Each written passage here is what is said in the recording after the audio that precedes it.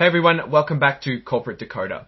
Today we are diving into a report from Genprex Inc. It's a bit like a doctor getting good news, then immediately worrying about another health problem that might pop up. This report is about Genprex getting a thumbs up from Nasdaq, but still having to jump over another hurdle to stay listed on the stock exchange. We'll break down what it all means in simple terms, of course. Before we start, if you appreciate getting straight insights from corporate documents, make sure you're subscribed. We also have a Discord community linked in the description below if you want to chat and share your opinions. This report is called an 8K, which is basically a quick update companies have to file when big things happen.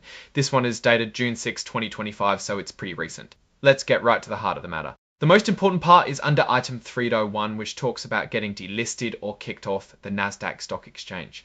Now don't worry, Genprex isn't getting booted just yet, but they did get a warning. Back in November of 2024, Nasdaq told Genprex that they didn't meet the minimum stockholders' equity requirement. Think of stockholders' equity as the company's net worth, the value of what the owners have after all debts are paid. Nasdaq requires companies to have at least $2.5 million in stockholders' equity. Genprex was below that, but here's the good news. As of June 6, 2025, Nasdaq sent another letter saying Genprex is back in compliance.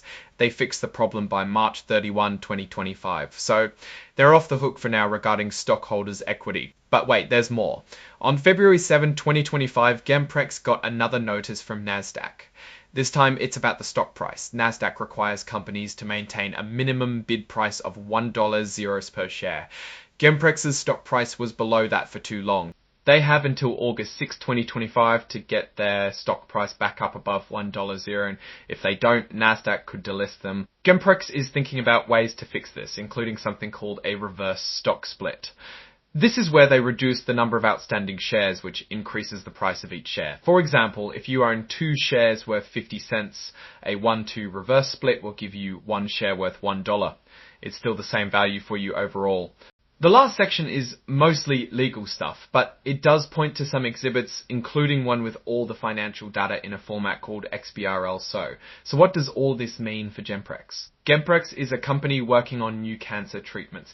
They are developing gene therapies. They have been working on this for years, and the main thing that we should keep in mind about this company is the potential that comes with novel gene therapies.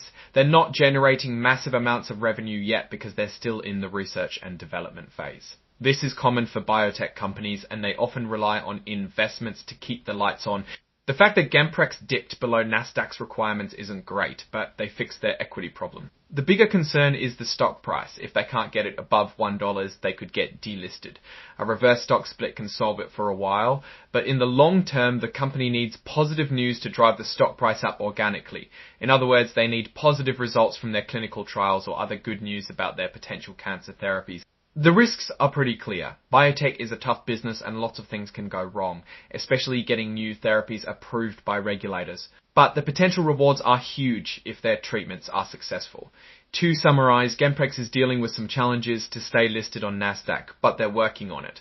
The future of the company really depends on their ability to successfully develop and commercialize their cancer therapies. Alright, that's our breakdown of Genprex's latest filing. What's your take on these challenges and prospects for the company? Drop your thoughts in the comments. If this analysis was valuable, hitting that like button really helps, and subscribe for more deep dives. Don't forget to check out the Discord in the description. It will be a great place to discuss further details. Thanks for watching. See you next time.